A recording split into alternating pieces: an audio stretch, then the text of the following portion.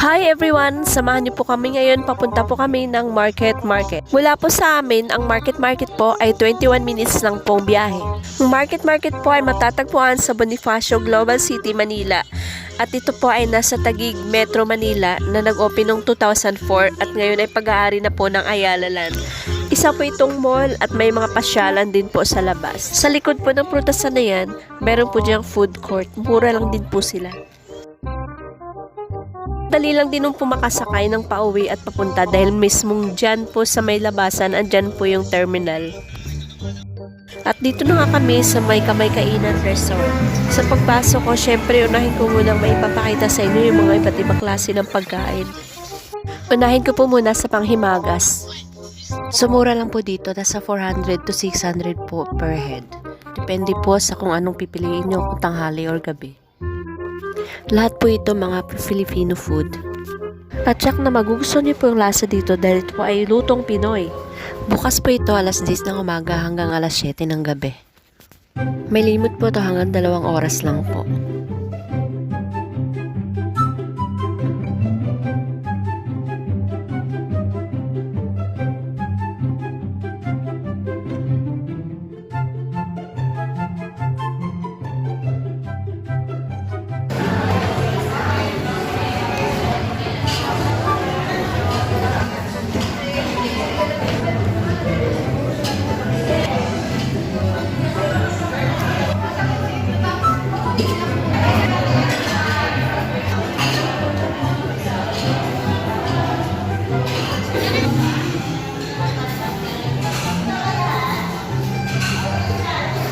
So, invited ko rin pala yung aking bayaw at ang kanyang asawa at mga anak.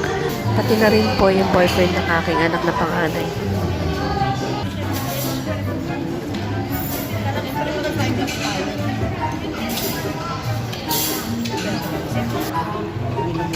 Dinuguan, ang high blood.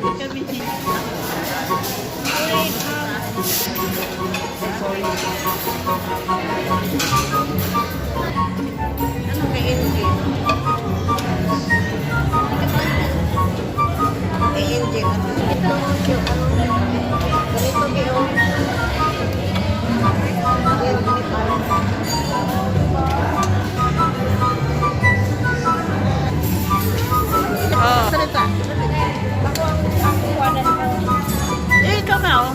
Sabi ko, ito, kumuha ka na ng mga putahe. Dami sa pili.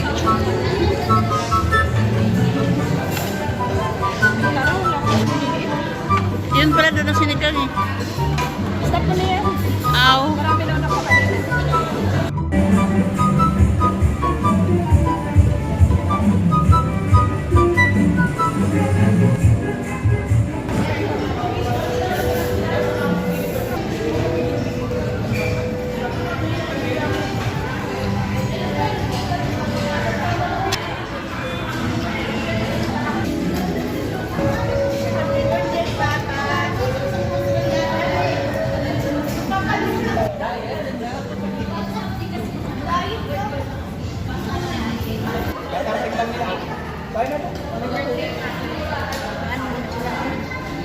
Ilang kilo lang mo. May gamot lang siya. Ay, hindi kasi sa S-Can sila eh. Nakapakasundo eh.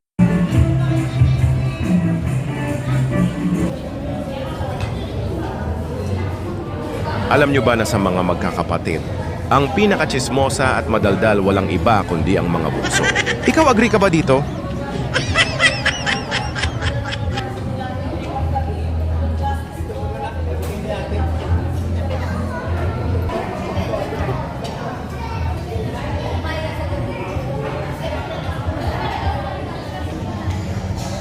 Tahimik lang si mama.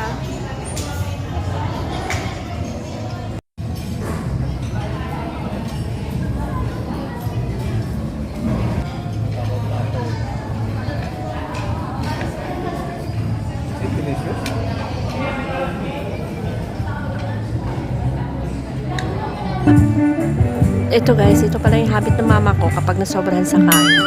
Sana all.